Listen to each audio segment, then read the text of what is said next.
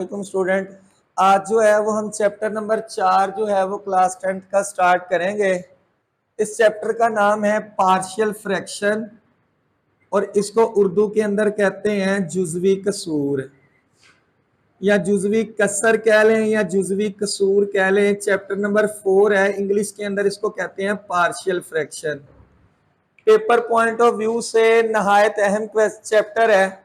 इसके अंदर से हमारा एक पार्ट जो है वो लॉन्ग क्वेश्चन का आता है, यानी जब आप 10th क्लास का पेपर दे रहे होंगे तो जो आपका क्वेश्चन नंबर 6 होगा उसका बी पार्ट इस चैप्टर में से आएगा। इसके अलावा इसमें से एक शॉर्ट क्वेश्चन और एक एमसीक्यू आता है।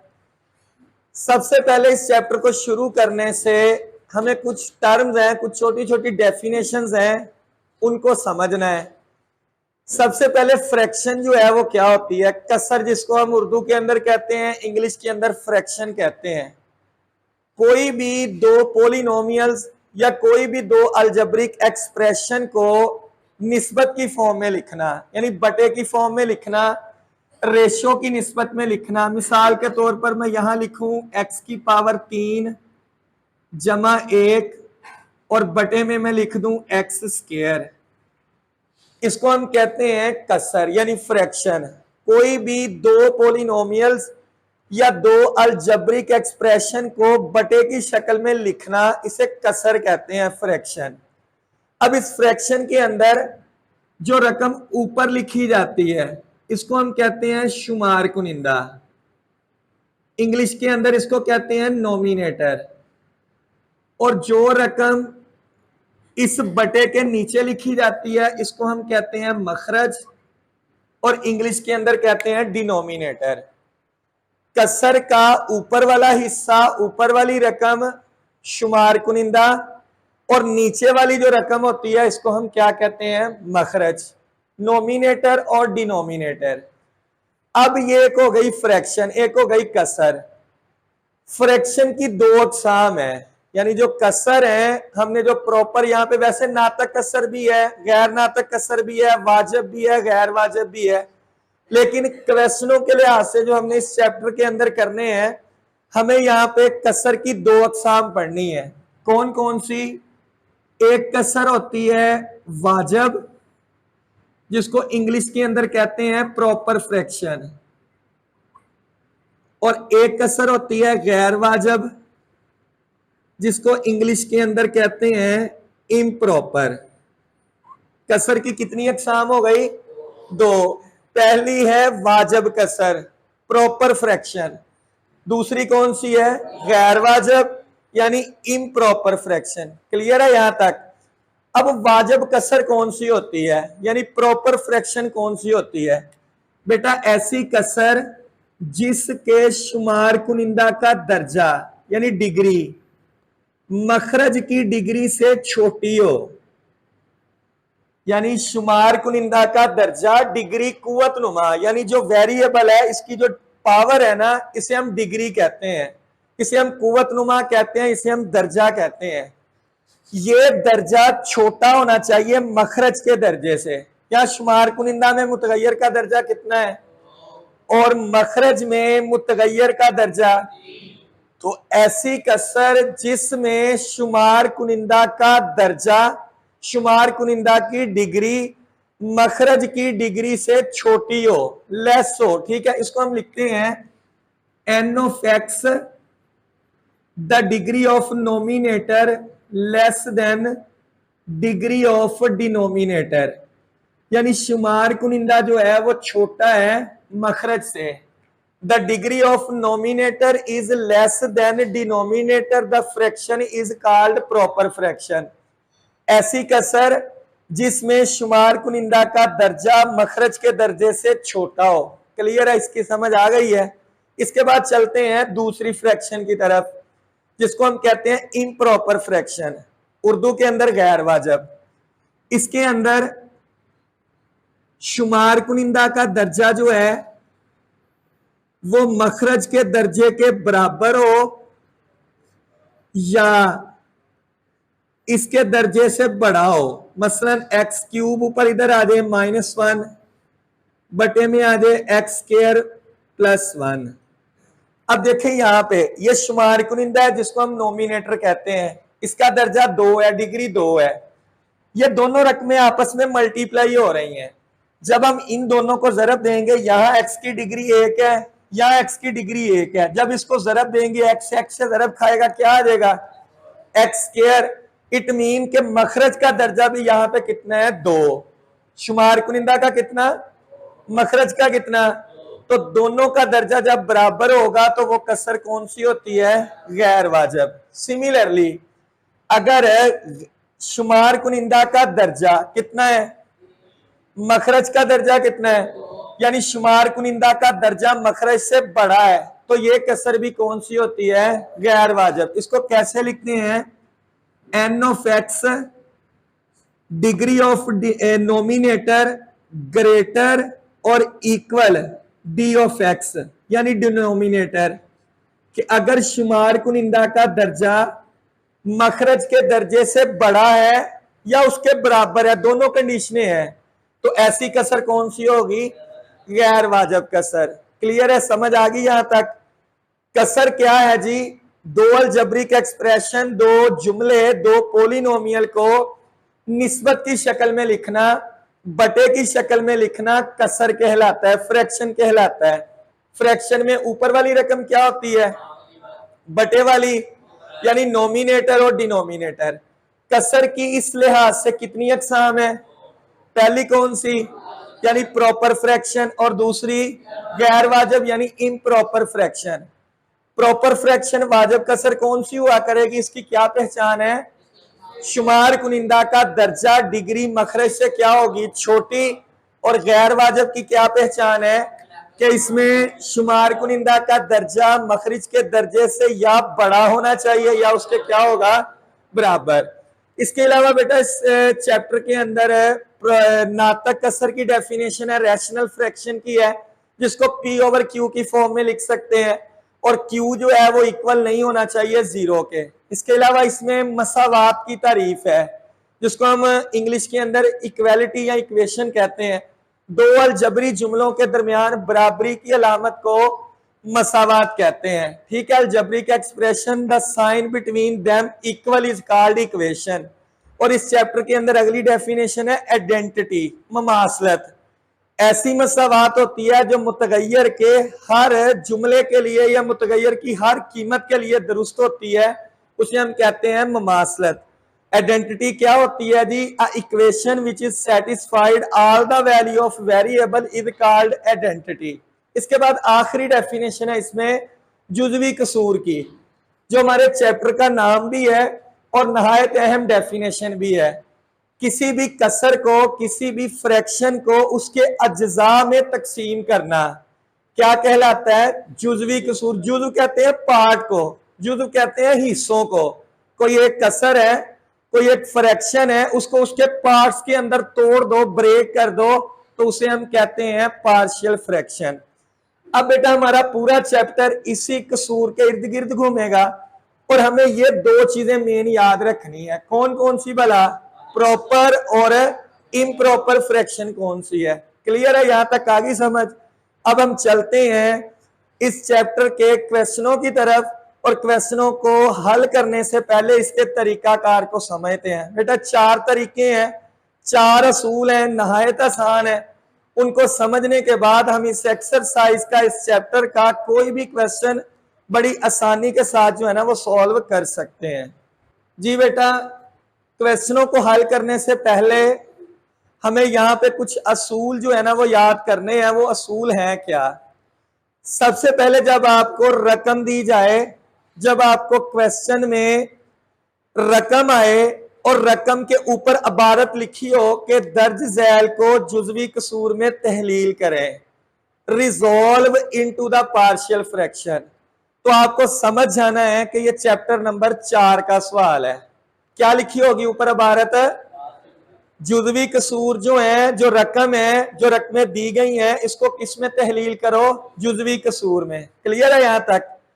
आपने बेटा रकम जू ही देख ली, आपने सबसे पहला काम क्या चेक करना है, नंबर 1 आपने चेक करना है कि जो आपको रकम दी गई है वो वाजिब कसर है या गैर वाजिब। ये सबसे पहला काम है क्वेश्चन को सॉल्व करते हुए कि कसर कौन सी है, वाजिब है या कौन सी है, गैर वाजिब, यानी प्रॉपर फ्रैक्शन है या इम्प्रॉपर है। ये कैसे चेक होगी, हमें कैसे पता चलेगा कि ये फ्रैक्शन वाजिब है या गैर वाजिब, कैसे पता चलेगा? हमें उसकी डिग्री से, ऐसे ही है ना, उसके कुव्वत नुमा से, शुमार कुनिंदा के कुव्वत नुमा से और मखरज के कुव्वत नुमा से। अगर शुमार कुनिंदा का दर्जा डिग्री हुई छोटी मखरज से, तो कौन सी कसर होगी, कौन सी कसर होगी, वाजिब। और अगर शुमार कुनिंदा का दर्जा मखरज के बराबर हुआ या बड़ा हुआ, तो कसर कौन सी होगी। पहला पॉइंट समझ आ गया। क्वेश्चन जो ही देखो पहला काम क्या चेक करेंगे कि कसर कौन सी दी गई है, वाजिब है या क्या है। नंबर 2, अगर बेटा आपको कसर दी गई है गैर वाजिब, वाजिब अगर दी गई है तब तो कोई चक्कर नहीं है, आपने उसको सॉल्व करना शुरू कर देना है। कैसे करना है वो बाद में, पहले समझ लें कि अगर कसर गैर वाजिब है, मिसाल के तौर पर रकम हमें दे दी गई x³ + 1 ओवर x² -2x + 1। हमें कहा गया कि इसको आपने जुज़वी कसूर में तहलील करना है, तो हमने तहलील करना शुरू नहीं कर देना, हमने पहले रकम देखनी है। रकम ये कौन सी है, गैर वाजिब। आपने इस गैर वाजिब कसर को पहले वाजिब कसर बनाना है। क्या करना है, इस गैर वाजिब कसर को पहले क्या बनाना है, इसको आपने पहले वाजिब कसर बनाना है। कैसे, तकसीम का अमल करके। कौन सा अमल करके, जिसको हम कहते हैं लॉन्ग डिवीजन, यानी आपने इसको तकसीम करना है। कैसे, इसको रखोगे अंदर, इसको रखोगे बाहर, आप इसको तकसीम कर दोगे। तकसीम करने के बाद आपकी जो रकम है वो किस में बदल जाएगी, वाजिब कसर में। किस में बदल जाएगी, ये हो गया दूसरा पॉइंट। पहला कौन सा पॉइंट, चेक करना, और दूसरा अगर वो गैर वाजिब है तो उसको किस में बदलना, वाजिब कसर में। अच्छा, अगर क्वेश्चन पहले से ही वाजिब कसर में है, फिर उसे हाल तकसीम करने की जरूरत नहीं है। समझ आ गई। अब जब आपको कसर मिल गई वाजिब, यानी हमें जो क्वेश्चन मिला है वो प्रॉपर है या गैर वाजिब था, तकसीम किया, प्रॉपर बना लिया, या पहले से प्रॉपर था, तो अब क्या करना है। इसके बाद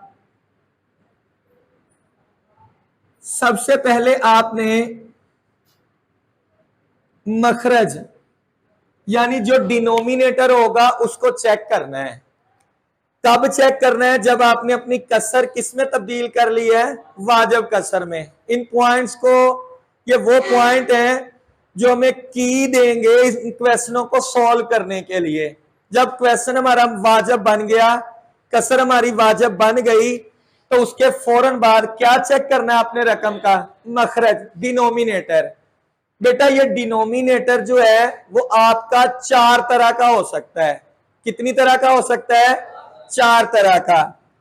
नंबर 1, आपका ये डिनोमिनेटर हो सकता है यक दर्जी और नॉन रिपीटिंग। नॉन रिपीटिंग यानी यक दर्जी का मतलब जिसके एक्स का कुव्वत नुमा, एक्स का दर्जा जो है वो 1 होगा और बटे वाली रकम रिपीट नहीं हो रही होगी, नॉन रिपीटिंग होगी। इसके बाद नंबर 2, आपका मखरज यक दर्जी यानी लीनियर हो सकता है, और नंबर 2 इसी के साथ रिपीटिंग होगा यानी दोहराया जाएगा। नंबर 3, आपका डिनोमिनेटर यानी मखरज 2 दर्जी हो सकता है, यानी उसका दर्जा 2 होगा और नॉन रिपीटिंग होगा, यानी रकम जो है वो दोहराई नहीं जा रही होगी। और नंबर लास्ट पे आपका मखरज 2 दर्जी होगा यानी क्वाड्रेटिक होगा और रिपीटिंग होगा। मेरा ख्याल है इन 4 वर्ड को लिखने के बाद ना अभी पॉइंट क्लियर नहीं हुआ कि कौन सा यकदर्जी रिपीटिंग है और नॉन रिपीटिंग क्या है।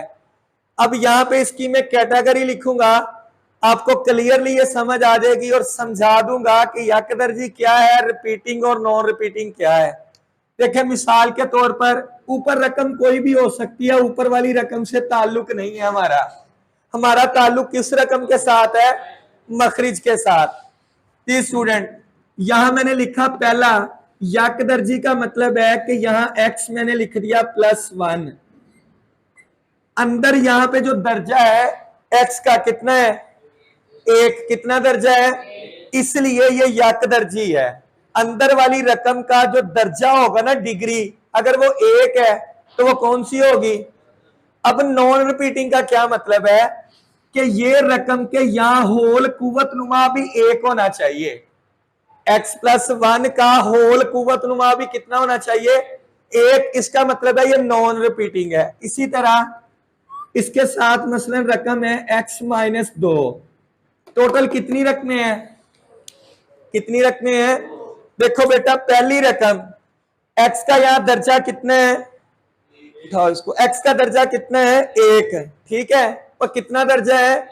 यकदर्जी हो गई। इधर यहां x का दर्जा कितना है? ये भी यकदर्जी, ये भी, यानी ये भी लीनियर, ये भी लीनियर। और ये वर्ड क्या लिखा है? Non repeating. ये कहां से पता लगेगा? होल कुव्वत नुमा में। अगर होल कुव्वत नुमा में 1 है तो ये रकम कौन सी होगी? Non repeating. क्लियर है? अब अगला पॉइंट लिखूंगा तो आपको इसकी और वाज़ेह समझ आ जाएगी। क्या लिखा है मैंने? और तो वो कौन सी रकम होगी? ऊपर रकम कोई भी आ जाए, हमें ऊपर वाली रकम से बेटा कंसर्न नहीं है। देखो बटे में x+1 इंटू x-3 और इसकी होल पावर में मैंने 2 लिख दिया। किसी एक की रकम भी रिपीट हो सकती है, दोनों भी हो सकती हैं। अब जरा गौर करो, दूसरी कंडीशन में क्या आ सकता है? यकदर्जी लीनियर की पहचान क्या है? मैं बार बार बता रहा हूं, अंदर वाले का दर्जा, होल कुव्वत नुमा का इससे ताल्लुक नहीं है। गौर करो, अंदर यहां x का दर्जा कितना है, इधर भी कितना है, तो दोनों रकमें यकदर्जी है, लीनियर है। आगे वर्ड क्या लिखा? रिपीटिंग। ये रकम रिपीट नहीं हो रही क्योंकि इसके यहां कुव्वत नुमा होल कितना है? इसका कुव्वत नुमा, इसका मतलब ये रकम रिपीट हो रही है। x-3 की होल पावर कितनी है? 2। तो हम इसको लिख सकते हैं जैसे, देखो मैं यहां लिखूं x की होल पावर 2, तो क्या मैं इसको यूं लिख सकता हूं ना, x इंटू एक्स? क्या नहीं लिख सकता? इसका मतलब है कि वो एक रकम रिपीट हो रही है। सिमिलरली या x-3 की होल पावर कितनी है? 2। तो समझ जाओ कि ये रकम क्या हो रही है? रिपीट। समझ आ गई?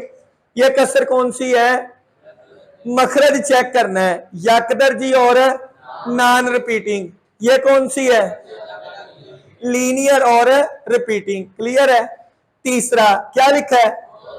और अब 2 दर्जी इक्वेशन हम पढ़ चुके हैं। ऐसी मसावात होती है जिसमें मुतगय्यर का दर्जा ज्यादा से ज्यादा कितना हो, तो देखें जरा, 1/x² जमा 2 इंटू x+1। अब बेटा हमारा मखरज चेक करते हैं। ये क्या लिखा है? तो देखें यहां पे ये x का अंदर कुव्वत नुमा कितना है, इसकी वजह से हमारा जो मखरज है वो कौन से दर्जे का है? 2 का। अच्छा, बाद औक़ात यूं होता है, यहां लिखा गया है x² नफी 4। अक्सर स्टूडेंट यहां पे कंफ्यूज हो जाते हैं कि आया कि क्या इस मखरज का दर्जा भी 2 है। ये बात बड़ी अहम है समझने के लिए, इसको तवज्जो से समझ लो। बेटा अगर बटे में दी गई रकम उसकी तज्जी होती हो, यानी उसके जोड़े बनते हो, बटे में दी गई रकम के ऊपर फार्मूला ओपन होता हो, तो आपने उसको पहले ओपन करना है, यानी उसको खोलना है, उसकी तज्जी करनी है। जब उसकी तज्जी हो जाए तो फिर आपने चेक करना है कि जो हमारा डिनोमिनेटर है वो 2 दर्जे का है या 1 दर्जे का है। यहां पे देखो ये जो रकम है ना, इसका फार्मूला ओपन नहीं होता। आपने कोई फार्मूला नहीं पढ़ा जिसमें x² जमा 2 इसको ओपन कर सके। क्लियर है? अच्छा, अब यहां पे कंफ्यूज नहीं होना कि मैंने यहां क्या लिखा है, ये कितने दर्जे की है, इससे ताल्लुक नहीं है। बटे के अंदर कोई एक रकम लाजमी कितने दर्जे की होगी, 2 की। बात क्लियर है? एक रकम है, 2 है, 3 है, एक रकम जरूर कितने दर्जे की होगी, 2 की। अच्छा, ये नॉन रिपीटिंग क्यों है? नॉन रिपीटिंग क्यों मैं इसको कह रहा हूं? क्योंकि यह होल कुव्वत नुमा दोनों में कितना कितना है, एक एक। तो ये ऐसा मखरज है जो कितने दर्जे का है और क्या है, नॉन रिपीटिंग। क्लियर है? आखिरी की तरफ चलते हैं। 1/x+1 इसका होल स्क्वायर, x² जमा 3 और इसका भी होल स्क्वायर लिख लूं। अब देखो बेटा, हमारे पास जो डिनोमिनेटर है, मखरज है, ये कितने दर्जे का है, इसको तो चेक करना ही नहीं है, जो मर्जी आता रहे। एक रकम जरूर 2 दर्जे की हो। या x का दर्जा कितना है, 2, और आगे वर्ड क्या है, रिपीटिंग। इसका होल कुव्वत नुमा कितना है, तो बेटा ये ऐसा मखरज है जो क्या है जी, कितने दर्जे का, 2 दर्जे का। और नंबर 2 ये क्या है, रिपीटिंग। ये 4 किस्म के क्वेश्चन हमने सॉल्व करने हैं। ये हमारी एक्सरसाइज है 4.1, ये एक्सरसाइज है 4.2, ये एक्सरसाइज है 4.3, ये हमारे पास एक्सरसाइज है 4.4। समझ आ गई यहां तक जी? सबसे पहले रकम आए, क्या चेक करना है, वाजिब है या गैर वाजिब। नंबर 2, दूसरा काम क्या करना है, अगर वो गैर वाजिब है तो क्या करोगे, उसको वाजिब बनाना है। कैसे बनाएंगे, तकसीम का अमल करके। जब हमारी कसर वाजिब बन गई तो फौरन उस रकम के क्या चेक करने हैं, मखरज, डिनोमिनेटर। क्या चेक करना है, मखरज। कितनी किस्म का होगा, 4 तरह का। कितनी तरह का, नंबर 1 क्या हो सकता है, यकदर्जी नॉन रिपीटिंग, यानी लीनियर और नॉन रिपीटिंग। नंबर 2 लीनियर और रिपीटिंग। तीसरा क्वाड्रेटिक और नॉन रिपीटिंग। और चौथा क्वाड्रेटिक और रिपीटिंग। अच्छा, अब इसके बाद हमने रकम चेक कर ली, मखरज भी चेक कर लिए। अगला काम क्या करना है, इसको फौरन है जुजवी कसूर में तहलील करना है। किसमें करना है, किसी रकम को जुजवी कसूर में तहलील करने के लिए ये आप सारे स्टेप करोगे तो कसर जुजवी कसूर में बदलेगी। अदरवाइज आप किसी रकम को जुजवी कसूर में तहलील नहीं कर सकते। क्लियर है? अच्छा, अब जुजवी कसूर में तहलील कैसे करना है, इसको चेक करते हैं। बेटा, हमारे पास रकम आ गई जिसके बटे में यकदर्जी था और क्या था, नॉन रिपीटिंग। इसका आखिरी पॉइंट है। इसके बाद अगले जितने भी स्टेप हैं वो सारे छोटी क्लासों वाले हैं। हमने एलसीएम लेना होगा, हमने मल्टीप्लाई करना होगा, हमने वैल्यूज को सब्स्टिट्यूट करना होगा, हमने कोफिशिएंट को कंपैरिजन करना होगा, जरब या तकसीम करके, जमा या तफरीक करके वैल्यूज निकाल लेंगे। अब हमारा आखिरी पॉइंट है जो समझने वाला है, इसके बाद तकरीबन हमारा ये सारा चैप्टर खत्म हो जाएगा। चलते हैं जी। अगर रकम में बटा यकदर्जी यानी लीनियर हो और नॉन रिपीटिंग हो तो क्या करना है, देखें। अब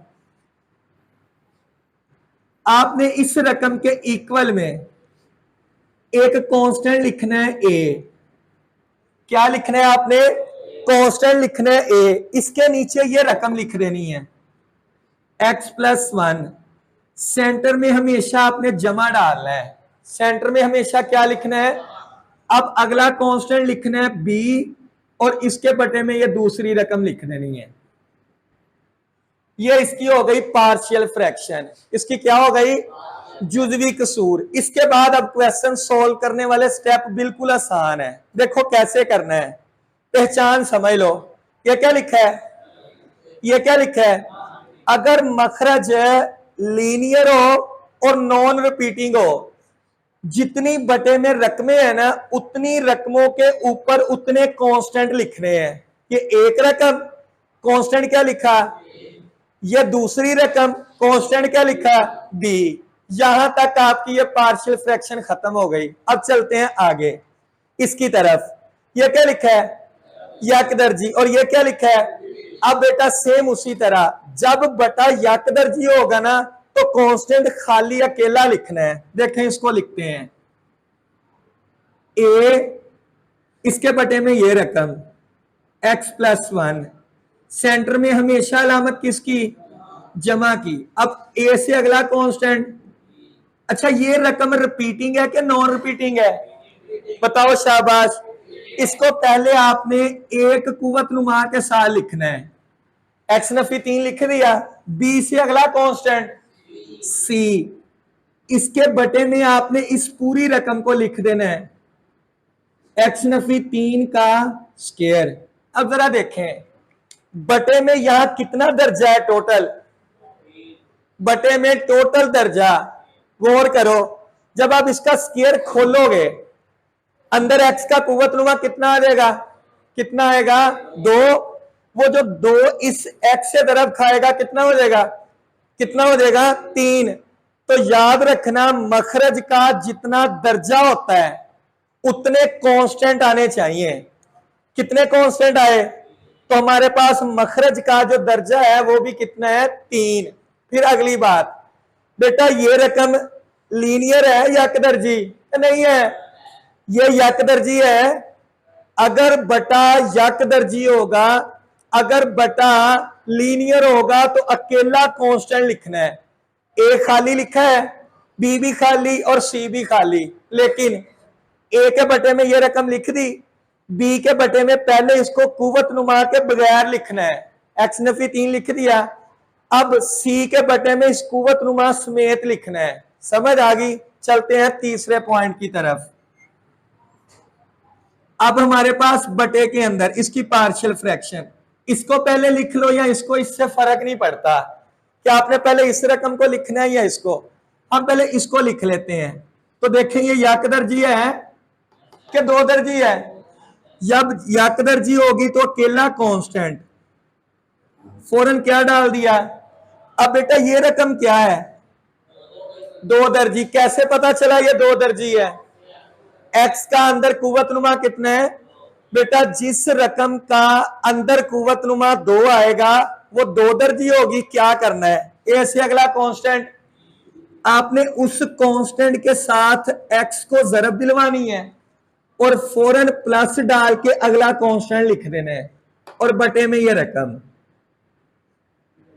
अच्छा ये कब करना है, जब हमारा मखरज है कितने दर्जे का होगा, 2 दर्जे का क्वाड्रेटिक। देखें एक्स स्क्वायर है ना, ए से अगला कांस्टेंट क्या था, तो आपने स्क्वायर की वजह के बी के फौरन साथ क्या लिखना है एक्स और सेंटर में, और फिर कांस्टेंट है सी, बटे में ये लिख दिया। अब अगेन बटे में मखरज का दर्जा कितना है, वो कितना है 3। कैसे भला 3 है, ये जब इससे जरब खाएगा तो 3 हो जाएगा ना। मैंने बताया जितना दर्जा होगा उतने कांस्टेंट आएंगे, एक कांस्टेंट, 2 कांस्टेंट, और यहां पे कितना आ गया 3 कांस्टेंट। अच्छा इसको एक और तरीके से भी लिखा जा सकता है। एक स्टूडेंट इसको पहली रकम समझ लेता है, ये रकम कौन सी है, 2 दर्जे की है। आपने लिखना है ए एक्स जमा बी बटे में ये वाली रकम, फौरन डालना है प्लस। अब ये रकम लिखनी है, यक दर्जी है 2 दर्जी है, तो उसके लिए खाली अकेला कांस्टेंट और बटे में क्या आ जाएगा x+1। तो दोनों तरीके ठीक हैं, जो तरीका आपको बेहतर लगे आप उस तरीके से इसको लिख सकते हो। चलते हैं आखिरी पॉइंट की तरफ। जी स्टूडेंट इसको पहले लिख लो या इसको, पहले हम इसको लिख लेते हैं। ये अंदर यक दर्जी है 2 दर्जी है, तो यक दर्जी के लिए खाली एक कांस्टेंट बटा x+1, फिर प्लस, ये रिपीट हो रही है ना, तो b के बटे में x+1 का होल स्क्वायर, फिर प्लस। अब इसको लिखना है, अंदर 2 दर्जा है 1 दर्जा है, क्वाड्रेटिक। क्या असूल क्वाड्रेटिक का, कांस्टेंट साथ x जमा D over x square plus 3। क्या खत्म हो गई कि अभी लिखनी है? और अभी क्या चीज रह गई, इसको रिपीट करना है। डी से अगला कांस्टेंट ई एक्स प्लस एफ बटे में एक्स स्क्वायर प्लस 3 का होल स्क्वायर।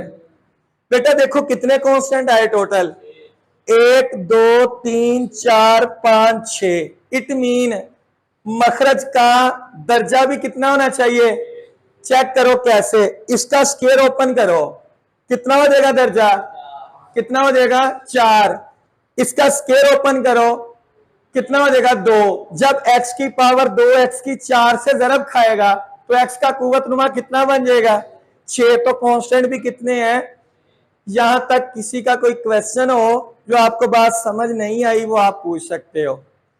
यहां तक हमारा बेटा चैप्टर नंबर 4 को हल करने की जो चाबी है ना, कंसेप्ट है, वो हमारे मुकम्मल हो चुके हैं। इसके बाद जस्ट हमने रकम लिखनी है और हमारे क्वेश्चन जो है ना वो सॉल्व होते जाएंगे। आपका कोई क्वेश्चन है तो आप पूछ सकते हो।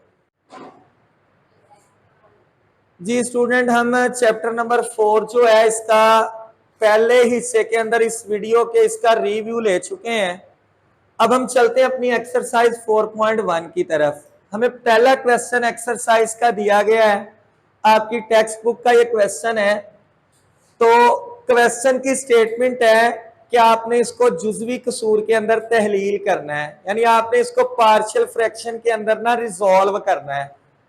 अब जब हमें रकम दी जाएगी तो सबसे पहला काम हमने क्या करना है, कसर चेक करनी है कि कसर जो है, जो फ्रैक्शन है, वो वाजिब है या गैर वाजिब है। अब वाजिब और गैर वाजिब का पता कैसे चलेगा, हम सीख चुके हैं। यहां मुतगैयर का ऊपर दर्जा कितना है, यहां नीचे 1 दर्जा इसका 1 इसका। जरब इसको नहीं देनी, बल्कि हमने भाई ये सोच लिया कि जब ये जरब खाएगा तो x, जब x से जरब खाएगा तो कितना हो जाएगा? X square. इट मीन हमें जो पहला क्वेश्चन दिया गया है ये वाजिब कसर का है, यानी हमने पहला काम क्या चेक करना था, कसर वाजिब है या गैर वाजिब। अब हमें जो क्वेश्चन दिया गया है वो हमारे पास वाजिब कसर का है। क्या इसे तकसीम करना पड़ेगा? तकसीम नहीं करना। ठीक है, पहला स्टेप हमारा हो गया। इसके बाद चलते हैं नंबर 2 की तरफ। जैसे ही हमें पता चल गया कि ये वाजिब कसर है तो हमने दूसरा काम क्या करना है, फौरन चेक करना है अपना डिनोमिनेटर। किसको चेक करना है? यानी मखरज को। क्या चेक करना है कि इसमें कोई रकम तज्जी होने के काबिल तो नहीं है। ये असूल है और ये वो पॉइंट है जो अक्सर स्टूडेंट चेक नहीं करते और अपना सवाल गलत कर लेते हैं। हमें क्या चेक करना है नंबर 2 पे, कि जो हमारा मखरज है, जो हमारा डिनोमिनेटर है, क्या वो तज्जी के काबिल तो नहीं है, क्या उस पर कोई फार्मूला अप्लाई तो नहीं होता। ये चीजें हमने चेक करनी है। अब जरा चेक करते हैं अपने मखरज को। ये क्या लिखा है? इस पे कोई फार्मूला नहीं लगता, इस पे कोई तज्जी नहीं होती। अगली रकम क्या है? इस पे भी ना कोई तज्जी होती है ना फार्मूला लगता है। कितने स्टेप चेक हो गए? अब हमने तीसरा काम क्या चेक करना है, नंबर 3। क्या सीखा था हमने वीडियो के शुरू में? चेक करना है कि हमारा मखरज कितनी कैटेगरी का हो सकता है? 4। नंबर 1 यकदर्जी नॉन रिपीटिंग, नंबर 2 यकदर्जी रिपीटिंग, नंबर 3 दो दर्जी ना रिपीटिंग, और नंबर 4 है 2 दर्जी और रिपीटिंग। ये हमने तीसरा काम चेक करना है। अब हमारे पास ये यकदर्जी है, कैसे पता चलेगा? अंदर याद रखो, लीनियर इक्वेशन यकदर्जी का मतलब अंदर के कुव्वत नुमा से है और रिपीटिंग का ताल्लुक है होल पावर से है। समझ आ गई? क्या ये यकदर्जी है और नॉन रिपीटिंग है? क्या ये यकदर्जी है और नॉन रिपीटिंग है? अब इसको हमने हेडिंग लिखनी है फौरन। क्या लिखेंगे? जुज़वी कसूर में लिखने से। क्या लिखना है? Right in the partial fraction form. अब बेटा लिखने का तरीका क्या है, ये रकम हम लिखेंगे वैसे ही 7x नफी 9 बटे में क्या है x+1 into x minus 3 equal. अब बेटा ये लीनियर है और नॉन रिपीटिंग है, तो लीनियर के लिए एक कांस्टेंट, कौन सा कांस्टेंट आया a बटे में क्या लिखना है x जमा 1, फौरन आगे लामत किसकी जमा की, इसके लिए अगला कांस्टेंट बटा x माइनस 3, आपने इसको नाम दे देना है इक्वेशन 1 का। यहां तक किसी का कोई मसला क्लियर है। फौरन इसके बाद जब हमने ये चीजें चेक कर ली, हमने इसको जुज़वी कसूर में लिख लिया, तो अगला स्टेप याद कर लो, हमने इस रकम का लेना है जुज़ाफ़े अकल, यानी इस रकम का क्या लेना है एलसीएम। हम पहले 3 स्टेप कर चुके हैं, अब चौथा स्टेप हर क्वेश्चन के लिए यही है, जो ही आपकी इक्वेशन बन जाए आपने फौरन इस रकम का क्या लेना है एलसीएम। अच्छा, एलसीएम लेने की जरूरत नहीं होती, इसका एक शॉर्ट ट्रिक याद कर लो, जो रकम इस साइड के बटे में हुआ करेगी ना, इधर नहीं यहां पे, जो सारी रकम इधर होगी वही इसका जुज़ाफ़े अकल होगा। जुज़ाफ़े अकल मालूम नहीं करना, क्या करना है, जो इस रकम के बटे में आप रकम लिखोगे वो ही इस पूरी रकम का क्या हुआ करेगी एलसीएम। अब आपने क्या करना है, इस एलसीएम को इक्वेशन की दोनों तरफ जरब देनी है। क्या करना है बेटा, जुज़ाफ़े अकल को मसावात के दोनों तरफ क्या करना है, तो हम यहां लिखते हैं x जमा 1 इंटू x नफी 3 को क्या करना है दोनों तरफ जरब देनी है, ठीक है, multiplying on both side by x+1 and x minus 3। अब बेटा देखो, जब हम इस रकम को इस रकम के साथ जरब देंगे, ये दोनों सेम रकमें इन दोनों सेम रकमों से कट देगी, बाकी क्या बचेगा 7x माइनस 9। और ये असूल है इन चारों एक्सरसाइजेस का कि जब भी आप इस रकम का जुज़ाफ़े अकल लेके इधर जरब दोगे ना, हमेशा रकम ऊपर वाली बाकी बचेगी। क्लियर है। इसके बाद अब हमने इसको जरब देनी है पहले इसके साथ, जब ये इससे जरब खाएगा क्या होगा x+1 से कर देगा, इधर क्या बाकी बचा a इंटू क्या बचेगा x माइनस 3, आगे लामत किसकी जमा। अब इसने जरब होना है इसके साथ, क्या होगा x नफी 3 से कर देगा, तो बाकी क्या बचेगा b इंटू x+1। और फौरन जब आप एलसीएम जरब दे चुको तो फौरन इसको नाम देना है इक्वेशन है 2 का।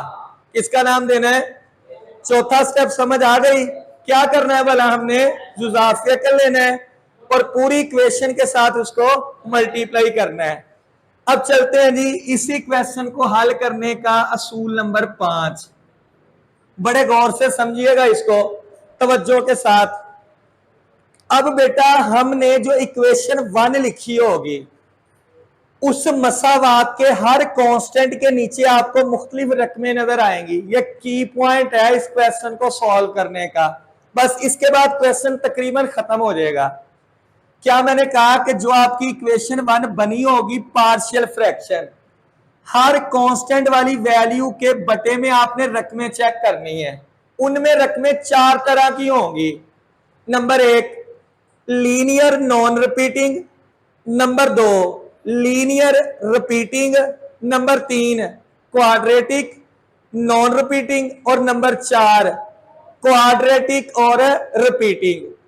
उनमें से वो रकम जो होगी यक दर्जी नॉन रिपीटिंग, यानी लीनियर और नॉन रिपीटिंग, आपने उस रकम को पुट करना है 0 के इक्वल। यकदर्जी नॉन रिपीटिंग को हमेशा 0 के बराबर दर्ज करना है। किसके बराबर दर्ज करना है? सिर्फ किस रकम को भला? जो क्या होगी? लीनियर और नॉन रिपीटिंग। इसके अलावा 3 कैटेगरी की रकमें हैं, उनमें से कोई भी रकम आ जाए आपने उसको जीरो के इक्वल पुट नहीं करना। ये तवज्जो रखनी है क्वेश्चन के पॉइंट में। अब देखो ए के बटे में क्या लिखा है? x जमा 1। क्या ये यकदर्जी है? क्या ये नॉन रिपीटिंग है? तो क्या करना हमने? जो बटे का मखरज नॉन रिपीटिंग और लीनियर होगा किसके इक्वल दर्ज करना है? तो देखो यहां हम लिखेंगे दर्ज करने से। क्या हेडिंग आपने लिखनी है? By putting x plus 1 equal किसके पुट करना है? यहां से x की कीमत निकालो, क्या निकलेगी? जमा का एक उधर ले जाओ, नफी का एक। x की कीमत क्या निकली? ये कब आपने दर्ज करना है? जब आपका मखरज क्या हो? यकदर्जी और नॉन रिपीटिंग हो। अब जो x की कीमत निकली है इक्वेशन 2 में दर्ज कर दो। क्या लिखोगे? मसावात नंबर 2 में x की कीमत दर्ज करने से। जी बेटा, putting the value of x in equation 2। ये हमारे पास इक्वेशन 2। 7 इंटू एक्स की जगह कितना पुट करना है? -1, आगे -9 इक्वल a इंटू एक्स की जगह -1 -3 जमा b इंटू इस x की जगह -1 जमा 1। 7 ने नफी 1 से तरफ खाई, नफी 7 और नफी का 9, नफी का 16, नफी 1 नफी 3, नफी 4, 7 क्या आ गया? a। नफी 1 जमा 1, 0 ने b से तरफ खाई, सारी रकम खत्म होगी तो वो लिखने की जरूरत नहीं। अब हमें चाहिए a की कीमत। दोनों तरफ नफी 4 पे तकसीम कर दो तो a की कीमत हमारे पास निकल आएगी कितनी? 4। किसकी कीमत हमने निकाल ली? अब हम चलते हैं b की कीमत की तरफ। सिमिलरली स्टूडेंट, b के बटे में क्या रकम लिखी है? x -3। क्या ये यकदर्जी है? क्या ये नॉन रिपीटिंग है? तो फिर उसी तरह इसको किसके इक्वल दर्ज करेंगे? 0 के। तो क्या लिखेंगे? दर्ज करने से। क्या लिखेंगे? दर्ज करने से। क्या भला? x नफी 3 इक्वल है 0। यहां से x की कीमत निकल आएगी 3। क्लियर है यहां तक? अब ये किस में दर्ज करनी है? सेम इक्वेशन है 2 में। आप लिखेंगे यहां मसावात नंबर 2 में x की कीमत दर्ज करने से। तो करते हैं दर्ज। ये कितना है? 7 इंटू एक्स की जगह कितना लिखना है? 3 -9 इक्वल a इंटू एक्स की जगह 3 -3 प्लस b इंटू इस x की जगह 3 जमा 1। 7 ने 3 से तरफ खाई, 21 में से 9 निकाले, 3 -3, 0 जब इससे तरफ खाएगा सारा खत्म। 3 और 1 4 और 7 क्या आ गया? b। दोनों तरफ 4 पे तकसीम कर दो तो b की कीमत कितनी निकल आई? 3। a की भी कीमत निकल आई, b की भी। अब बेटा ये a और b की कीमत है इक्वेशन 1 में दर्ज कर दो जहां जहां a है। तो यहां हम लिखेंगे a और b की कीमत मसावात नंबर 1 में। क्या है मसावात? a कितना निकला है? 4 बटे में क्या है? x जमा 1। आगे लामत किसकी? ये क्या है? कितना निकला है? 3 और बटे में क्या है? x -3 और यही हमारा जो है वो आंसर है। जी स्टूडेंट, हमने कांस्टेंट 2 थे a और b, उसकी जो है वो यहां तक हमने कीमत निकाल ली। अब चलते हैं हम अपने अगले क्वेश्चन की तरफ। जी स्टूडेंट, चलते हैं हम अपने क्वेश्चन नंबर 3 की तरफ। इसका क्वेश्चन नंबर 2 जो है वो आसान है, सेम क्वेश्चन नंबर 1 की तरह का है, तो आप उसको होमवर्क के तौर पर कर लीजिएगा। तो अब चलते हैं अपने क्वेश्चन नंबर 3 की तरफ। तो स्टूडेंट उसी तरह हमने पहला काम चेक करना है कि जो हमारी फ्रैक्शन है वो वाजिब है या गैर वाजिब है। पहला स्टेप, तो हमें ऊपर x का दर्जा 1 दिया गया है, नीचे 2 है, तो ये वाजिब कसर होगी। इट मीन कि इसको तकसीम करने की जरूरत नहीं है। अगला काम चेक हमने क्या करना है कि जो बटा है, जो मखरज है, जो डिनोमिनेटर है, क्या वो तज्ज़ी के काबिल है। तो जरा गौर करें, आपको एक्स स्क्वायर नफी 1 लिखा नजर आ रहा है, तो इसको हम लिख सकते हैं एक्स का होल स्क्वायर माइनस 1 का होल स्क्वायर। यानी ये ऐसा डिनोमिनेटर है, ऐसा मखरिज है जिसकी तज्ज़ी की जा सकती है। अब a2 नफी b2, तो इसे हम लिख सकते हैं एक मरतबा जमा के साथ, एक मरतबा माइनस के साथ। तो x जमा 1 इंटू एक्स माइनस 1। स्टूडेंट इस तरह है कि ये वो चीज है जो हम में से बहुत सारे अच्छे बच्चे, यानी जिन्होंने नंबर 75 तक की तैयारी की होती है ना, वो भी गलती करते हैं। वो ये समझते हमें क्वेश्चन आ गया जी, बस ऊपर वाजिब कसर है, डिग्री 1 है, नीचे 2 है, तो फौरन इसको लिख देते हैं पार्शियल फ्रैक्शन में लिखने से, और गौर ही नहीं है करते कि बटे के अंदर जो रकम दी गई है ये तो तज्ज़ी के काबिल है। वो समझ लेते हैं ये क्वाड्रेटिक है, और आपका क्वेश्चन हो जाना है गलत।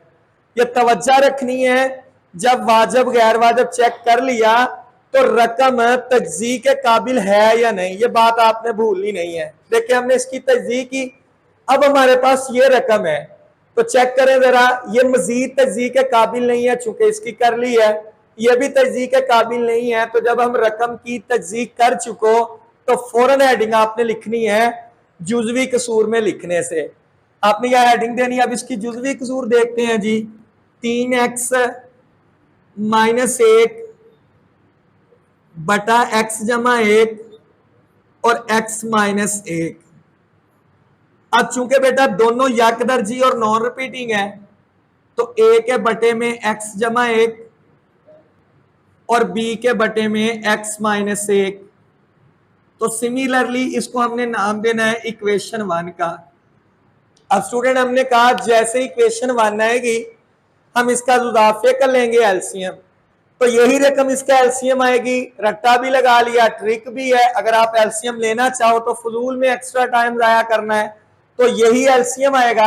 इसको आप पूरी इक्वेशन से ज़रब दो। तो मैंने आपको बताया था कि जो रकम आएगी, जब यहां ज़रब आएगी तो इधर हमेशा ऊपर वाली रकम लिख देंगे इक्वल, जब इसको यहां ज़रब देंगे प्लस वाला कर देगा तो a के साथ आ जाएगा x माइनस 1 और b के साथ आ जाएगा x प्लस 1, और फौरन इस इक्वेशन को नाम देंगे 2 का।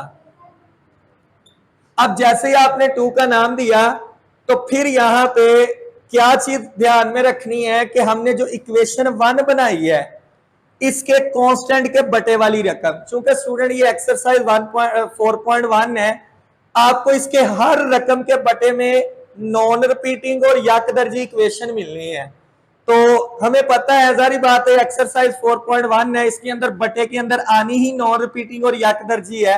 लेकिन चूंकि आप जब पेपर में बैठे होंगे तो हमें तो नहीं पता कि किस एक्सरसाइज का क्वेश्चन है, तो आपने लाजमी तौर पर यह चेक करना है कि इसका डिनोमिनेटर कैसा है, यकदर्जी है, नॉन रिपीटिंग है। यकदर्जी है, नॉन रिपीटिंग है, तो आप इसको 0 के इक्वल दर्ज करोगे। आप लिखोगे यहाँ पे x प्लस 1 इक्वल 0 के दर्ज करने से, तो यहां हमने लिखा x प्लस 1 इक्वल 0, प्लस का 1 गया उधर तो हो गया माइनस का। अब जो x की कीमत निकली है इसको इक्वेशन 2 में दर्ज कर दो। तो यहाँ पे आप डायरेक्ट भी दर्ज कर सकते हो। देखें x की जगह नफी 1 3 से ज़रब खाएगा तो नफी का 3, ये माइनस 1। अब स्टूडेंट जो अच्छे बच्चे होते हैं वो क्या करते हैं, इसको वहां पे दर्ज करते हैं जहां पे ये वैल्यू 0 नहीं देता। जहां पे ये वैल्यू 0 देता है बेशक उसमें दर्ज ही ना करें। जैसे देखें x की कीमत -1, यहां दर्ज करके देखें -1 ये माइनस का 2 हो जाएगा, तो यहां दर्ज कर देते हैं। x की जगह -1 -2 होगा, इसको a से ज़रब दी तो माइनस का 2a। अब जरा देखें यहाँ पे, जब x की जगह -1 पुट करेंगे, -1 जमा 1 क्या हो जाएगा 0, तो तो सिफर या बना, ये सारा खत्म तो खत्म हो गया। अब यहाँ पे नफी 3 नफी 1 बनेगा, नफी का 4 इक्वल में नफी 2a। अब हमें चाहिए a की कीमत, तो दोनों तरफ -2 पे कर दो डिवाइड, तो a की कीमत हमारे पास निकल आएगी 2।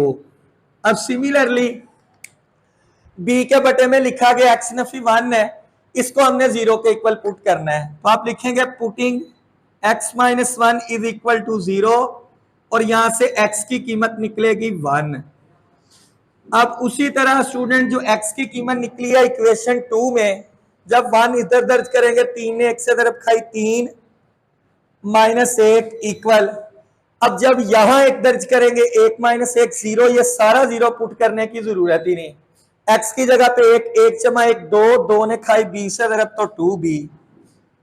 अब स्टूडेंट 3 में से 1 गया तो आया 2 इक्वल में 2b। अब दोनों तरफ आप कर दो 2 पे तकसीम, तो b की कीमत आ जाएगी 1। अब जो दोनों कीमतें निकली हैं a और b की, इसको इक्वेशन 1 में दर्ज कर दे, तो क्या बन जाएगी हमारे पास इक्वेशन 1, a की कीमत निकली 2 बटे में आएगा x + 1, आगे अलामत जमा की, और b की रकम 1 बटे में x - 1, तो ये हमारा आंसर है जी। स्टूडेंट करते हैं जी, इसके बाद हम अगला क्वेश्चन। जी स्टूडेंट चलते हैं क्वेश्चन नंबर 4 की तरफ। तो सबसे पहला काम उसी तरह चेक करेंगे, फ्रैक्शन है प्रॉपर है या इम्प्रॉपर, वाजब है या गैर वाजब। तो ऊपर डिग्री दर्जा 1 है, नीचे 2 है, तो ये प्रॉपर है, वाजब है, इसे तकसीम करने की जरूरत नहीं है। अब उसी तरह मैंने आपको पिछले सवाल में बताया कि अक्सर स्टूडेंट समझ लेते हैं ये बटे में क्वाड्रेटिक इक्वेशन है, तो इसकी पार्शियल फ्रैक्शन जो है वो कैसी होगी, क्या होगा। तो गौर करें स्टूडेंट, इसके ना जोड़े बनते हैं, इसकी तजसीह होती है, इसकी फैक्टराइजेशन होती है। तो इसके सबसे पहले हमें बनाने हैं जोड़े। तो ऊपर x - 5 वैसे ही, ओवर में x², और फैक्टराइजेशन का मैं पहले आपको सिखा चुका हूं कि नफी 3 को कांस्टेंट से ज़रब दी, नफी 3 ज़रब देने से नफी 3 आना चाहिए, और जमा तफरीक करने से x का हद दी सर। तो हमें मिलेंगे जोड़े 3x - x और नफी 3।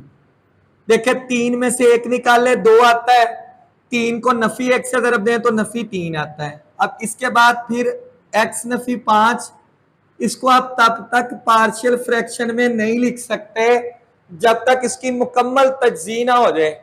पहली दोनों में से कॉमन आएगा x इंटू एक्स जमा 3, इन दोनों में से कॉमन -1 और x जमा 3। इसके बाद आप इसको नीचे की तरफ भी लिख सकते हैं, चूंकि मेरे पास व्हाइट बोर्ड पे जगह है, आपके पास पेपर के अंदर जगह कम होगी, तो आप इसको नीचे की तरफ लिख लीजिएगा। यहां पे आ गया x - 5 ओवर ये x जमा 3 और x - 1। अब देखें स्टूडेंट, हमारे पास बटे के अंदर सेम उसी तरह तजज़ीह होने के बाद यकदर्जी नॉन रिपीटिंग, यकदर्जी नॉन रिपीटिंग बन चुकी है, मजीद इसकी तजज़ीह नहीं हो सकती, तो फौरन इसकी पार्शियल फ्रैक्शन लिखेंगे। तो यहां पे हेडिंग देंगे जुज़वी कसूर में लिखने से, तो x - 5 बटे में आएगा x जमा 3 x - 1, और जुज़वी कसूर बन गई a बटे में x जमा 3 जमा b x - 1, और फौरन इसको नाम देंगे इक्वेशन 1 का। तो यहाँ पे स्टूडेंट अक्सर परेशान हो जाते हैं कि हमें पहले x नफी 1 यहाँ लिखना था, या x जमा 3 लिखना है, कि x जमा 3 लिखना है या x नफी 1। तो स्टूडेंट इससे परेशान नहीं होना, आपकी मर्जी, आप x नफी 1 पहले लिख दें, x जमा 3 लिख लें। इसी तरह पार्शियल फ्रैक्शन लिखते वक्त जरूरी नहीं है कि आपने a के बटे में यही रकम लिखनी है, आप a के बटे में ये रकम लिख दें, b के बटे में दूसरी रकम लिख दें। हाँ, इससे फर्क क्या आएगा कि जब आप a के बटे में x नफी 1 लिख लेंगे और b के बटे में ये लिखेंगे, इन दोनों के जवाब सेम होंगे, यानी a का जवाब जो आता है वो b का आ जाएगा, जो बी का जवाब होगा वो ए का आ जाएगा, लेकिन रकम को इसके नीचे ये इसके नीचे लिखने से फर्क नहीं पड़ेगा। अब इसके बाद इसका लेना है एलसीएम, तो उसी तरह आप लिखेंगे जुजाफिया कर लिया, दोनों तरफ जरब दी, तो इधर आ जाएगा x-5 इक्वल ए के साथ हमारे पास बचेगा x-1 और बी के साथ बचेगा x जमा 3। इसको नाम दे दो इक्वेशन 2 का। अब उसी तरह x जमा 3 को आपने पुट करना है 0 के इक्वल, तो यहां से x की कीमत निकलेगी नफी 3 आपने लिखना है। चूंकि हम पिछले क्वेश्चनों में ये काम कर चुके हैं इसलिए यहाँ पे वो स्टेप में नहीं लिख रहा, जस्ट आपको मेरा ख्याल है कि समझ आ गई है। यहाँ से x जमा 3 0 के इक्वल x की कीमत नफी 3। जब आप यहाँ नफी 3 दर्ज करेंगे, नफी 3 नफी 5 मिलके हो जाएगा नफी का 8। अब यहाँ पे नफी 3 और नफी 1 मिलके नफी का 4 हो जाएगा, और यहां जैसा कि हमें पता है नफी 3 पुट करेंगे जमा 3 सिफर। अब दोनों तरफ नफी 4 पे आप कर देंगे तकसीम, तो ए का आंसर हमारे पास आ जाएगा 2। अब स्टूडेंट सिमिलरली एक्स नफी 1 को आप 0 के इक्वल पुट करेंगे, नफी का 1 उधर जाएगा, एक्स की कीमत 1 आएगी, यहां दर्ज करेंगे तो नफी 4 इक्वल, यहां 1 दर्ज करेंगे 1 नफी 1 0 हो जाएगा, 1 जमा 3 4 बी। अब दोनों तरफ आप 4 पे करोगे तकसीम तो b की कीमत निकल आएगी -1। अब हम ये a और b की कीमत उसी तरह इक्वेशन 1 में दर्ज कर देते हैं, तो a की कीमत निकली है 2 बटे में x जमा 3। अब यहाँ प्लस है, चूंकि b की कीमत माइनस में है, जब माइनस प्लस से तरफ खाएगा तो माइनस b की कीमत 1 और बटे में आ जाएगा x-1। तो यही हमारा आंसर है। अब चलते हैं जी हम अपने अगले क्वेश्चन की तरफ। जी स्टूडेंट चलते हैं हम अपने क्वेश्चन नंबर 7 की तरफ। तो सेंटर वाले जो क्वेश्चन है आप उसको होमवर्क के तौर पर कर लीजिएगा, आसान है क्वेश्चन। तो आखिरी 2 क्वेश्चन मैंने इसलिए चूज किए हैं कि चूंकि आपकी इस एक्सरसाइज के ये 2 ही क्वेश्चन है जो इम्प्रॉपर फ्रैक्शन के गैर वाजिब कसर। कैसे हम जानते हैं, देखें स्टूडेंट, ऊपर x का दर्जा कितना है 2, नीचे ये वाली रकम जब इस रकम से मल्टीप्लाई होगी तो x से दरब खाने के बाद इसकी कीमत आ जाएगी x²। तो इसका मतलब ये हुआ कि बटे वाली रकम का भी दर्जा 2 है डिग्री, ऊपर वाले का भी 2, नोमिनेटर और डिनोमिनेटर की जब डिग्री बराबर हो तो वो कसर होती है गैर वाजिब। तो ऐसी कसर जो गैर वाजिब हो उसको क्वेश्चन हल करते हुए आपने पहले तकसीम करना है। लेकिन बेटा ये ऐसा क्वेश्चन है जिसको आप तकसीम नहीं कर सकते, उसकी वजह हमारे पास बटे में ये रकम देखिए अकेली अकेली करके लिखी है, तो इसको तकसीम करने के लिए पहले हमें इनको आपस में जरब देना पड़ेगी, तभी ये जरब खाएगा, तकसीम होगा। अब देखें ऊपर वाली रकम वैसे ही x² जमा 2x जमा 1 बटा, इनको आपस में पहले जरब दें, x से जरब खाएगा तो x², x खाएगा जमा 3 से जरब जमा 3x, नफी 2 खाएगा x से जरब नफी 2x, 3x में से 2x निकालेंगे तो आ जाएगा x, नफी 2 जमा 3 से जरब खाएगा तो नफी का कितना आ जाएगा 6।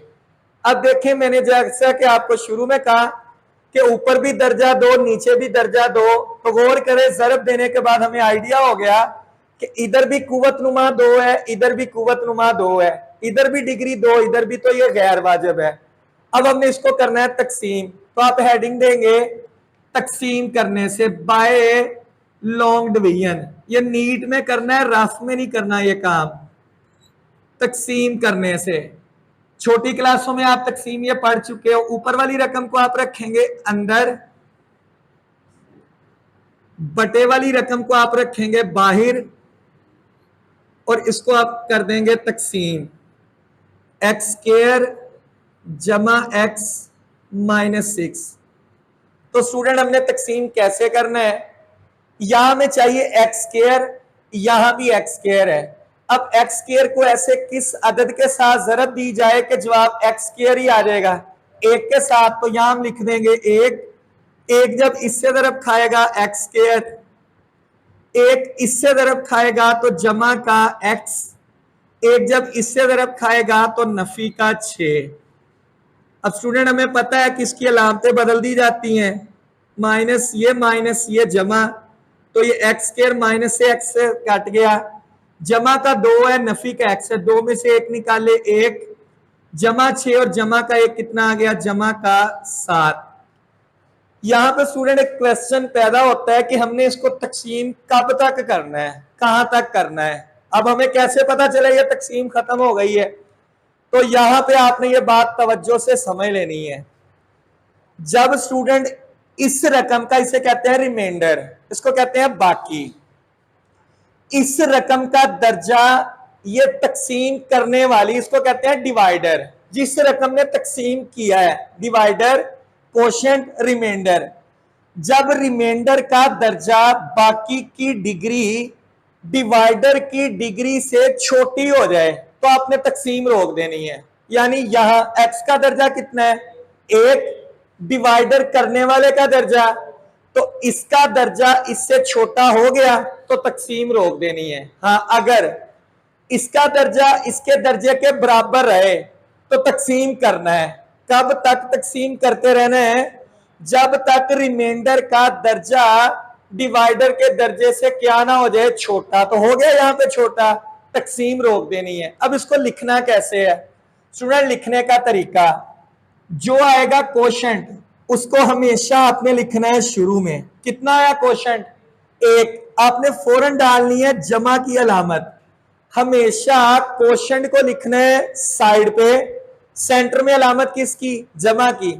जो रिमाइंडर आएगा उसको लिखना है नोमिनेटर में, यानी शुमार कुनिंदा पे, और जिस पे आपने किया है तकसीम उसको लिखना है डिनोमिनेटर में। एक्स स्क्वायर जमा एक्स माइनस 6, और आपने इस इक्वेशन को नाम दे देना है अल्फा का। किसका नाम देना है, अल्फा का। अब स्टूडेंट यहां पे हमें इस रकम को पढ़ सकते हैं 1 से ही एक्स जमा 7 बटा ये फलाद इस रकम, या इसको पढ़ सकते हैं 1 whole and x plus 7 by ये वाली रकम। अब हमें काम क्या करना था, क्वेश्चन का मेन टास्क क्या था कि जो आपको गैर वाजिब कसर दी गई है उसको किस में बदलना है, वाजिब में। अब स्टूडेंट हमने सिर्फ यहां पे ये वाली रकम कोशेंट को छोड़ देना है, कोशेंट को आगे हल नहीं करना। कोशेंट कहां काम आएगा ये आपको एंड पे बताऊंगा। कोशेंट वाली रकम छोड़ के, लामत छोड़ के, जो बाकी रकम है आपने उसको लेट कर लेना है। तो क्या है बाकी रकम, लेट एक्स प्लस 7 ओवर ये बटे में एक्स स्क्वायर जमा एक्स नफी 6, एक्स स्क्वायर जमा एक्स माइनस 6, आपने इसको लेट कर लिया इक्वल, ऊपर एक्स जमा 7 वैसे ही। अब स्टूडेंट जरा गौर करें, बटे वाली रकम की तजज़ी होती है, हम इसकी तजज़ी करेंगे। या सिंपल बात, ये रकम कब आई थी, जब हमने इन दोनों को ज़रब दी है, ऐसे ही है ना, इन दोनों को ज़रब दी, ये आया, तो मैं अगर इसकी तजज़ी करूंगा तो ये आ नहीं जाएगा। तो क्या करेंगे, इसकी जगह डायरेक्ट ये लिख देते हैं, क्या है जी, एक्स माइनस 2 और एक्स जमा 3। परेशान नहीं होना, इसकी तजज़ी करने से भी यही आएगा जी। इसको दोबारा जरा समझ लें, अब तो क्वेश्चन आगे आसान हो गया। Similarly the last one question की तरह ये सवाल हो गए। स्टूडेंट क्या था, हमें क्वेश्चन दिया गया है, कहता है इसको जुज़वी कसूर में तहलील करें। हमने पहले चेक किया तो हमें ये नजर आई ये गैर वाजिब कसर है, इम्प्रॉपर फ्रैक्शन है। अब हमने इम्प्रॉपर फ्रैक्शन का रिव्यू देखा था शुरू चैप्टर के, कि उसको पहले तकसीम किया जाता है, तकसीम होने के ये काबिल है नहीं, बटे के अंदर रकमें ब्रैकेट की फॉर्म में है, तो इसको हमने दी आपस में ज़रब। ज़रब देने के बाद हमें ये रकम मिली, ऊपर दर्जा 2 नीचे दर्जा 2, ऊपर डिग्री 2 नीचे डिग्री 2, नोमिनेटर 2 डिनोमिनेटर 2, तो इसको हमने किया तकसीम। तकसीम करने का तरीका आपको सिखाया। तकसीम कहां तक करना है, सेम ये बात याद रखनी है, जब रिमाइंडर का दर्जा रिमाइंडर की डिग्री डिवाइडर की डिग्री से छोटी हो जाए। इसको लिखना कैसे है, क्वोशंट शुरू में, हमेशा अलामत किसकी, जमा की, रिमाइंडर को ऊपर, और जिसको तकसीम किया था जिसके ऊपर उसको नीचे। अब हमारा इससे काम नहीं है, इसको छोड़ देना है। इस रकम पे गौर करें, ऊपर एक्स का दर्जा 1, नीचे एक्स का दर्जा, तो ये वाजिब कसर बन गई। इसको मैंने लेट कर लिया यहाँ पे इस हिस्से को छोड़ के x+1 बटे में ये। अब मैंने आपको बताया जब आप पार्शियल फ्रैक्शन में बदलने लगो, समझो ये वाजब कसर का सवाल हमें आ गया, कहता है इसको रिजोल्व करो। तो पहला काम वाजब कसर के बाद क्या है, बटे वाले रकम की चेक करनी है तजज़ी होती कि नहीं। तो जारी बात है ये आई रकम यहां से है तो इसकी तजज़ी हो गई।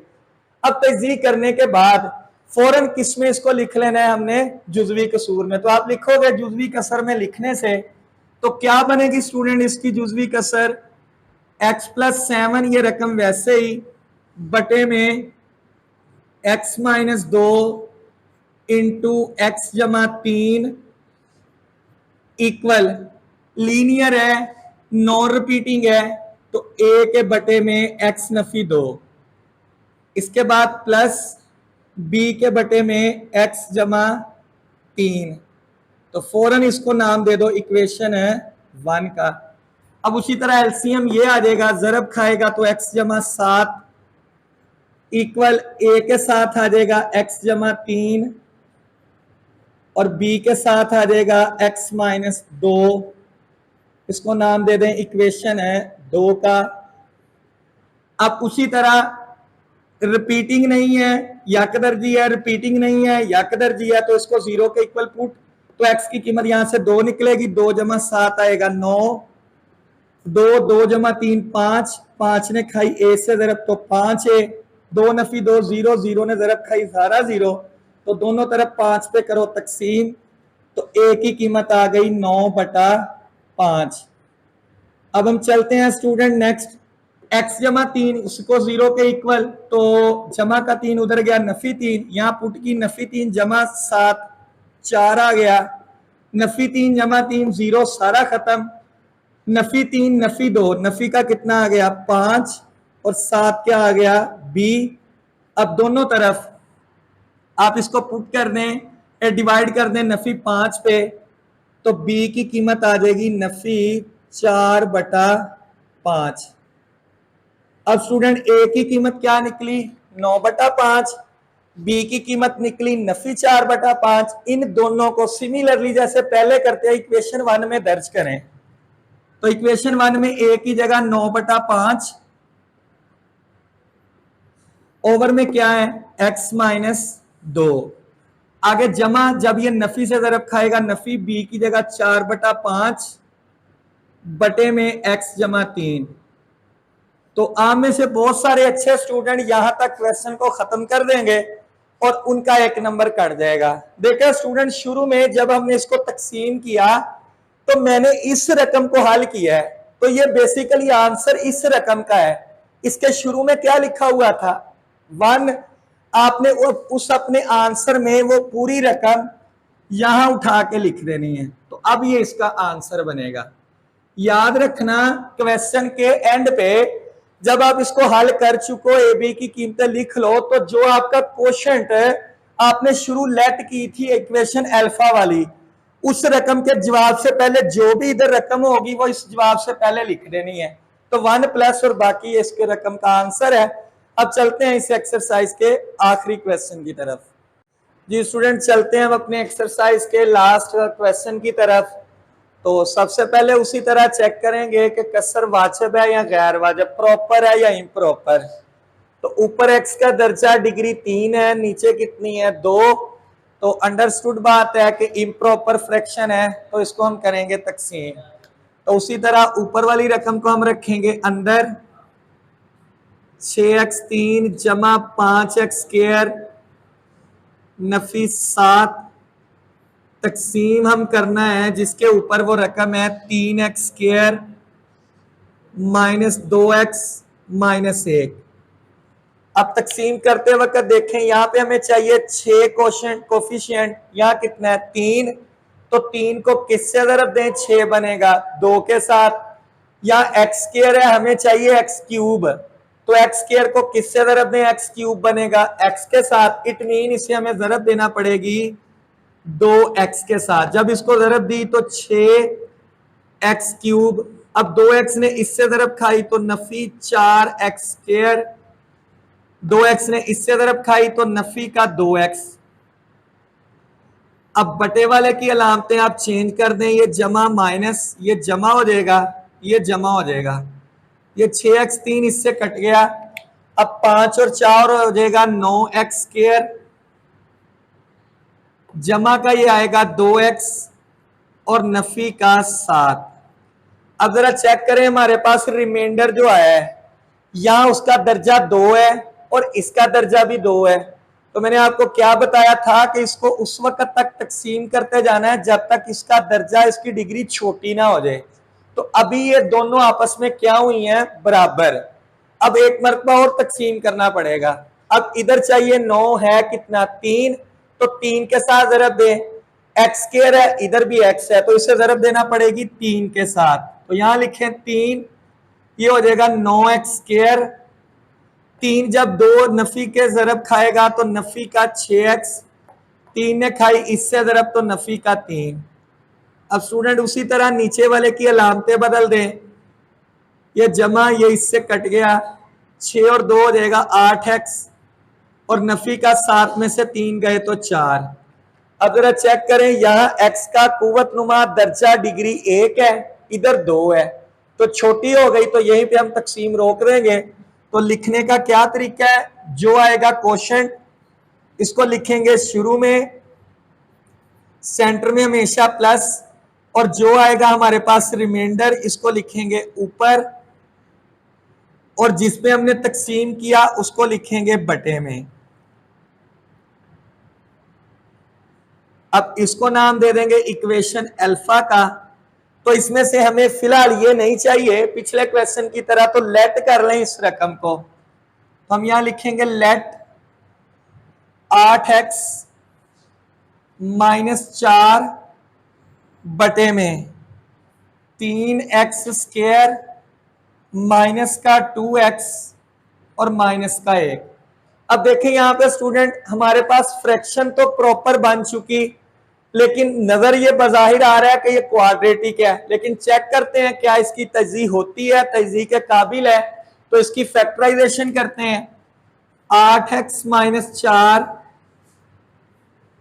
ओवर में 3 ने खाई नफी 1 से जरब तो नफी का 3, x का अददी सर है -2, जरब देने से नफी 3 आना चाहिए और जमा तफरीक करने से माइनस का 2।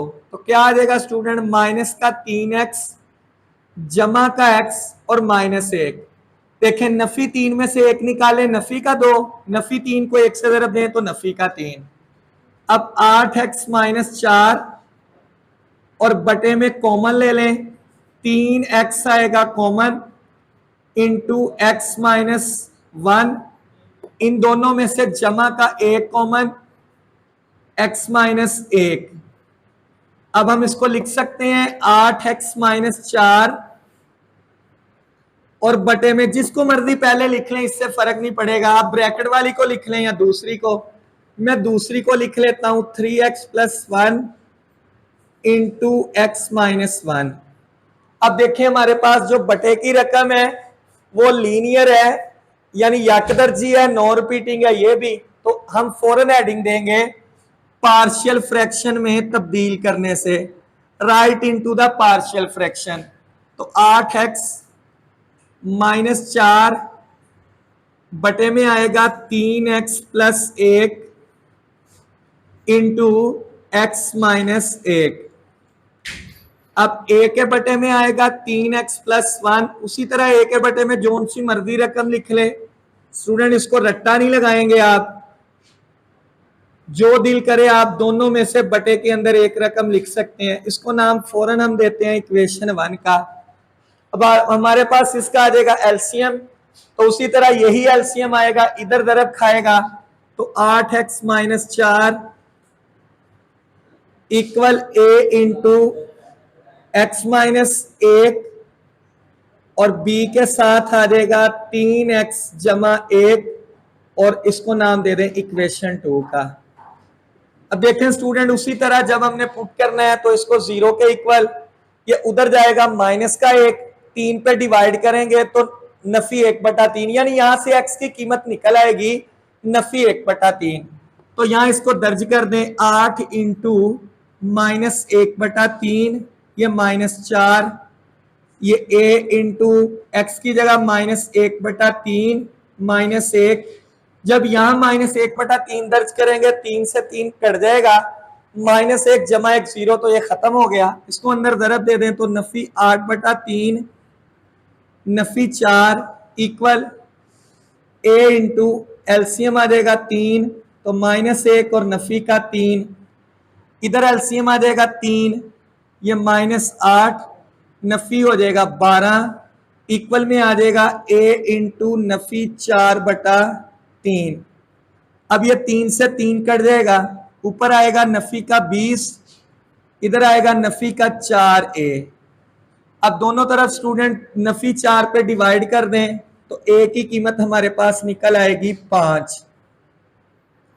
अब सिमिलरली b के बटे में जो कीमत है इसको 0 के इक्वल पुट करेंगे, x की कीमत निकलेगी 1, 8 ने खाई 1 से ज़रब 8, 8 में से 4 गए तो 4, 1 - 1 0, सारा खत्म। 3 ने 1 से ज़रब खाई 3, 3 में 1 जमा किया 4, तो इधर आ जाएगा 4b। अब दोनों तरफ आप 4 पे करें तकसीम तो b की कीमत निकल आएगी 1। जो a और b की कीमत निकली है वो यहां पे दर्ज कर दें, तो a की कीमत निकली है 5 बटे में 3x जमा 1 और b की कीमत निकली है 1 बटे में x - 1। सिमिलरली जो शुरू पे ये रकम लिखी गई है, जैसे मैंने पिछले क्वेश्चन में बताया, इसको इसके शुरू में लिख दें तो क्या बन गया जवाब 2x जमा 3। तो यही हमारा क्वेश्चन है जी स्टूडेंट। इसके साथ हमारी जो एक्सरसाइज है वो 4.1 खत्म। मुझे दीजिएगा इजाजत, अगली वीडियो तक के लिए अल्लाह हाफिज।